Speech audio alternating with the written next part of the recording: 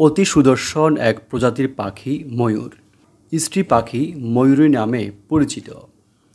পুরুষ ময়ূর পাখি দেখতে অনেক সুন্দর হলেও কণ্ঠস্বর বেশ কর্কশ। ময়ূরের পালককে অনেকেই মঙ্গলের চিহ্ন হিসাবে ভেবে থাকেন।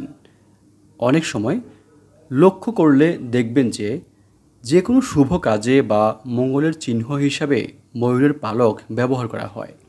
অনেকেই আবার বাড়িতে ময়ূরের পালক রাখেন। কিন্তু আপনি কি জানেন ময়ূরের পালককে কেন শুভ বা মঙ্গল বলে মনে করা হয়? না থাকলে আজকেই জেনে নিন। সুপ্রিয় দর্শক, চলুন ময়ূর সম্পর্কে আমরা জেনে নেই 11টি তথ্য। ময়ূর হলো বিশ্বের সবথেকে পুরানো শোভাময় পাখি। ভারতের জাতীয় পাখি এই ময়ূর। প্রচলিত রয়েছে যে গরুর পাখির পালক থেকে ময়ূরের সৃষ্টি হয়েছে, তাই ময়ূর সাপ ধ্বংস করতে পারে বলে বিশ্বাস করা হয়। কথিত রয়েছে প্রাচীন যুগে একসময় ময়ূরের লেজ নিষ্প্রভ ছিল। রাবণ এবং দেবরাজ ইন্দ্রের যুদ্ধের সময় ময়ূর তার লেজ বিস্তৃত করে দিয়েছিল, যাতে দেবরাজ ইন্দ্র সেখানে লুকাতে পারে। নিজের লেজ দিয়ে দেবরাজ ইন্দ্রকে রক্ষা করতে সফল হয়েছিল ময়ূর।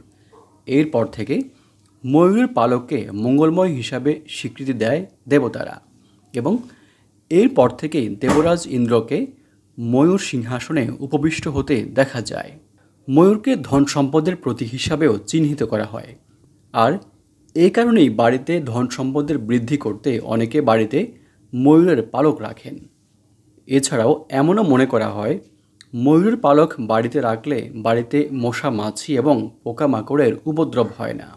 যেহেতু যুদ্ধের সময় ময়ূর নিজের লেজ দিয়ে দেবরাজ ইন্দ্রকে রক্ষা করেছিল, তাই একে নিরাপত্তার প্রতীক হিসাবে মনে করা হয়। ময়ূর আমাদের মনে আনন্দ এবং একাগ্রতা নিয়ে আসে। একে গর্বের চিহ্ন ধরা হয়। অশুভ শক্তি দূর করার প্রতীক বলে মনে করা হয় ময়ূরের পালককে।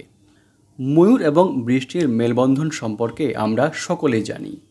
ময়ূরই একমাত্র প্রাণী যে বৃষ্টি নিয়ে আসতে পারে বলে মনে করা হয়। বৃষ্টি আসার আগে ময়ূরের নাচ আমরা অনেকেই দেখেছি। ময়ূরের কান্না খুব কমই শোনা যায়। বলা হয় যদি কোনো পরিবারে কারো মৃত্যু আসন্ন হয়ে থাকে তাহলে ময়ূরকে কাঁদতে দেখা যায়।